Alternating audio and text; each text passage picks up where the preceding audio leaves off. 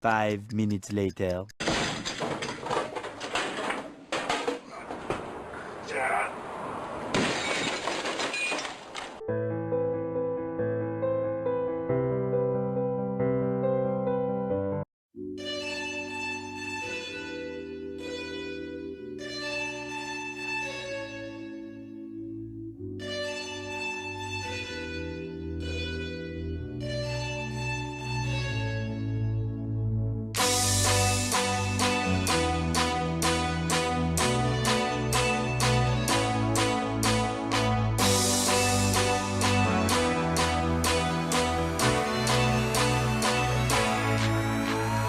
What is up everyone, it's Natural here and welcome back to another video on the channel, and we are back once again with another TMIR This Month In review. The show that pretty much gives you everything mental.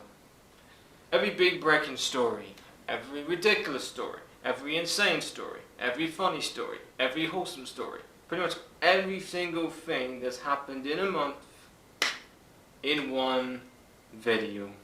So, what has happened in the 10th month of the year, that is October of 2021. Newcastle United go from the cheapest football club in the world to now one of the richest, or the richest football club right now. Finally, the Newcastle United supporters have got what they have wanted for a long time. This football club is no longer owned by Mike Ashley, it's now owned by the Saudi-backed consortium led by Amanda Staveley. Yes. What the hell? What? Maybe we should get new roommates. Yeah, maybe we should. This is the biggest story of October, is the Newcastle United takeover. And as a Newcastle United fan, I was delighted that Newcastle United finally have a new owner that isn't Mike Ashley. 14 years of absolute pain, 14 years of depression, anxiety, stress, just absolutely everything that I have been through as a fan of that football club since he bought it in 2007. It's been nothing short of a fucking disaster since then. But now he's gone. I don't really give a damn what the fuck he does with his 300 million, which what the club was sold for. I don't give a damn. You go and spend on strippers and Sports Direct mugs. I don't give a shit. But you may be asking yourself, who are buying Newcastle United? Well, it's the public investment fund Mohammed bin Salman, Saudi Arabia. Yep, Saudi Arabia have bought a football club. Am I, as a Newcastle United fan, happy that Saudi Arabia are now owned?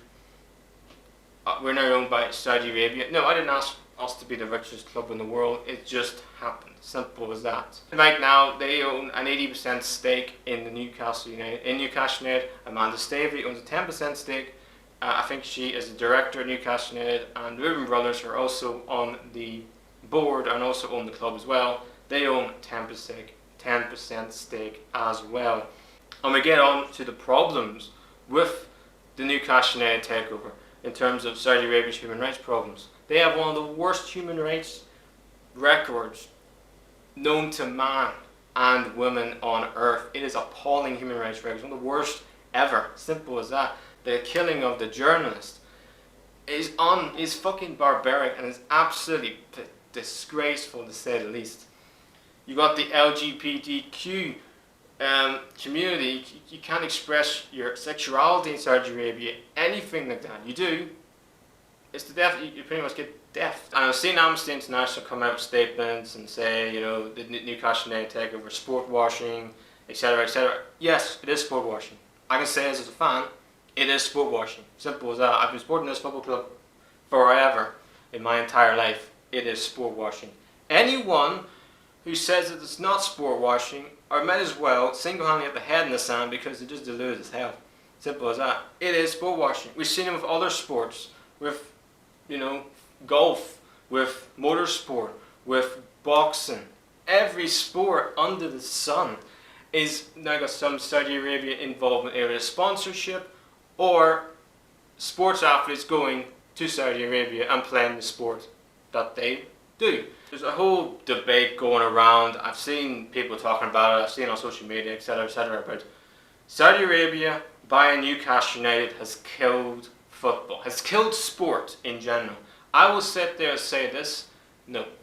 Sport and football, we'll get on to football right now. Football has been single-handedly sports-washed. It has been single-handedly been disgraced its name for 20 to 30 years. Let's start off with the Premier League. The Premier League was formed in 1992 to get away from the EFL, which is the other 72 clubs in the Championship, League 1, League 2 and obviously non-league, to make more money. Simple as that. That's what the Premier League is. The Premier League is all about money. What do you think right now? You have to, if you are a football team, if you're a Manchester United fan or any fan in the world, or a Newcastle United fan like me, I have to pay 4 subscription services to watch my team play for the whole season, and I don't even have to. And the thing is, they put a freaking blackout for 3 p.m. matches, so you don't even get to see all the games. You know, it's unacceptable. The money for subscription services is a disgrace. And the fact of the matter is, the Premier League, we're slapping $14.95 to watch one game. It's a joke to say the least. It's pure greed. Is that not? Where's the respect in that? Where's human respect for the fans there? It's ridiculous. FIFA, one of the most corrupt organisations, with Sepp Blatter single-handedly giving a World Cup to blip in Qatar, who, by the way, are still having people, workers, dying left, right and centre, building the damn stadiums. Where's their human rights? You know, where's their respect? Like I said, this is ridiculous to say the least. You've got UEFA, who made a new Champions League without telling any of the fans. It's ridiculous. And the biggest problem is the fucking 6 clubs in the Premier League, 3 clubs in Spain, 3 clubs in Italy went and formed their own European Super League without even discussing it anything, trying to create their own cartel. Like, this idea that people want to say Saudi Arabia have killed football is a lot of bullshit. Football has been dead for multiple years. The fans are like pawns in a chessboard. They're just nothing. Simple as that. And that's why the European Super League, FIFA and UEFA are putting these World Cups in different avenues to make new fans watch their brand, watch their game. While fans like me, who's an OG fan, who I love football, just get treated like dirt. You know, it's ridiculous to say the least, but it doesn't fucking surprise me, because football right now, football and money, businessmen and businesswomen, hand in hand. Simple as that. It is a joke, the fact that the beautiful game has become the most corrupt game in modern history. So pretty much to end this really, as a Newcastle United fan, I am happy Mike Ashley is no longer in my club. That man has ruined the excitement I've had as a Newcastle United fan for pretty much my whole entire life, as a fan, really. But am I happy we've got new owners now? Yes. But am I happy it's Saudi Arabia? No. I'm not one of these Newcastle United fans who's going around with tea towels on my head, and like I said, having inflatable camos and single-handedly saying, oh my god, we're the richest club in the world, fuck you Chelsea, fuck you Man United, fuck you PSG, you know, fuck you Man City. No. Because I'm not that guy. I have respect for other clubs, I have respect for other leagues, I have respect for other football fans. But I would also say, I think football and I think sport is the only thing that can unite a horrific country as Saudi Arabia is and bring things together. We've seen at the World Cup in Russia in 2018, fans from South America, from Japan, from many other worlds of the world, united for a week, united for a month for a World Cup. Qatar would do the same.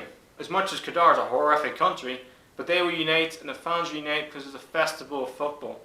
Like I said, sport and football is the only thing that can unite the politics problems in the world and get away from that and watch 90 minutes of football or 4 quarters of American football, 4 quarters of basketball, or 45 minutes of watching a MotoGP race, or anything, or 12 rounds of boxing. It's the only thing that can get away from the problems in society that we're all in. We've seen it with the Premier League, with you know, taking the knee, using their platform for diversity.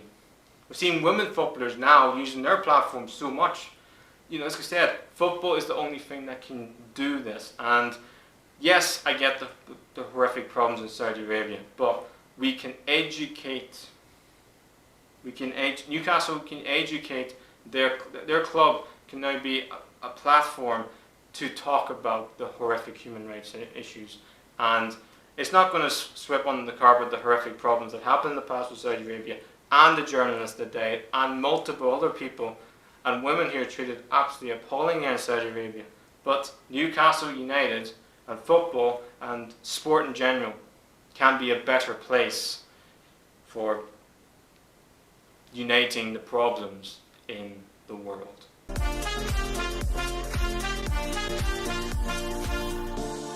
Who's the fastest out of the two here? It would have been me, I think. Do you want to race? Yeah. Go on, let's go across that pitch now. Go on. Go on.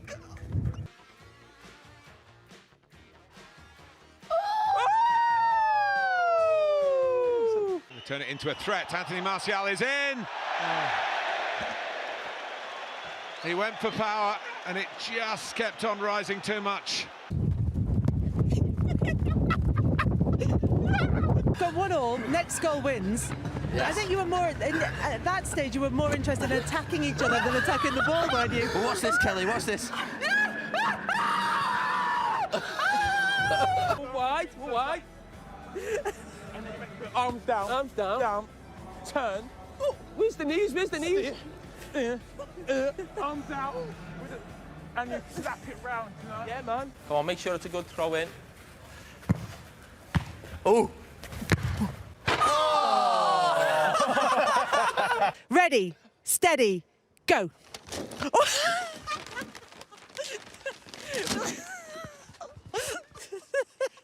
Can you show me your face when you first found out Gary Neville was coming back? So I'll be breaking news, and you've got to do your facial expressions.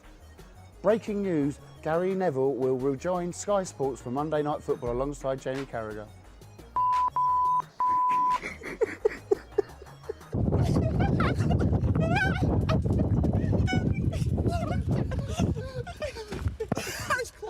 I'm not sure this is even what is that. Just give me. God. Is it? I'm not sure punching the ball away is in the rubber. I didn't say it was. Is there any point in timing this? Not at all. I thought that was going to hit me. Right.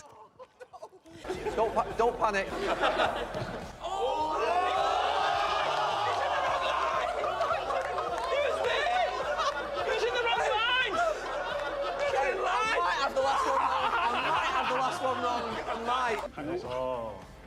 So you're all like that. Me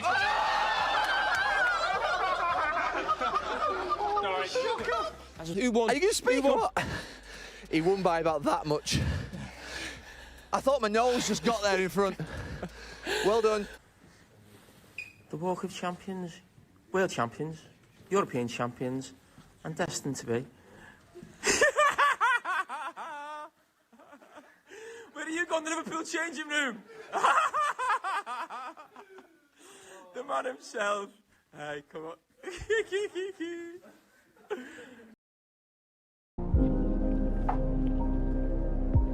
The United Kingdom have a huge fuel shortage right now, and it's all to do with that one word that's pretty much the equivalent of chlamydia, Brexit.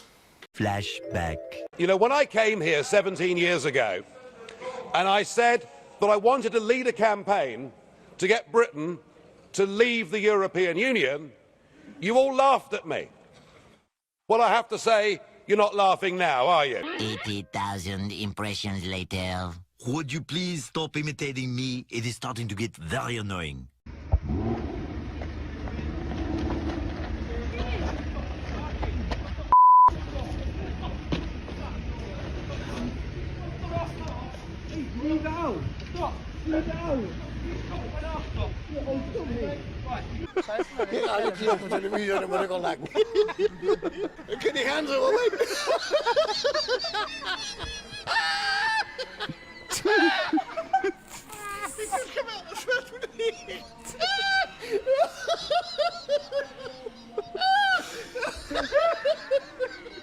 The United Kingdom have had absolutely chaotic madness for the past few weeks, especially the end of last month, and at the start of this month as well, is the fuel shortages.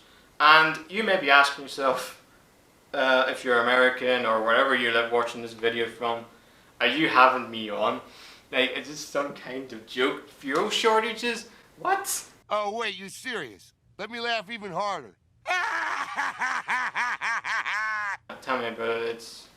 It's mad to say the least. But the reason why United Kingdom are having fuel shortages is because of Brexit. Now, the foreign drivers who would usually get the lorries of petrol from one country to the next, their visas obviously made this impossible because of Brexit, which means if you're a foreigner working in the United Kingdom, it's impossible because of Brexit. You have to sign documents and forms, which takes months and weeks and etc, and that's why the UK's fuel shortages are where they are right now, and that's why everybody is going out to petrol stations, going mental, insane, and having, you know, tantrums because I didn't get my petrol. My freaking, you know, fuel thing is, you know, my dial thing's close to the E, and I'm petrified.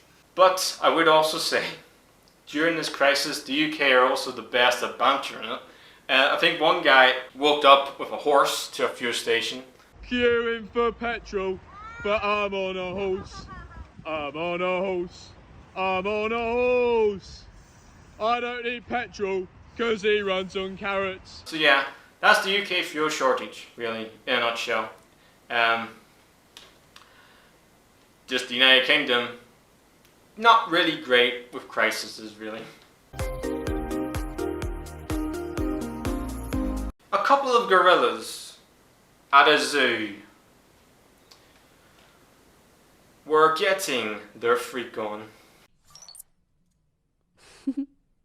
Wait, we saw this, right? Yes, there is a zoo in America, and I think the name is Barack Zoo or Barack Zoo or something like that. I'll probably butcher the name. And it is two gorillas making out, you know, simple as that. I just getting their freak on, let's say, you know, bunga bunga time. I know one from those gorillas get more action than me, which is not great. I feel sorry for the parents. You know, you're there with your kids to the zoo, you're on a day out, first time probably since the pandemic, you know, you're out there, you're having a great time, the kids are out seeing new animals, seeing, you know, animals they've never seen before, and it's like, Dad, what's that gorilla doing to that other gorilla? You don't need to see, son. Just don't look. But why is his mouth on it? You don't need to know. You don't need to know. But I will say this as a joke. The new Planet of the Apes movie is going to be freaking mental because it's probably going to be not rated M for mature, probably rated XXX for crazy mental stuff you see on the hub type thing. Simple as that. Only on this channel and only on this show would you see me talking about a story this mad.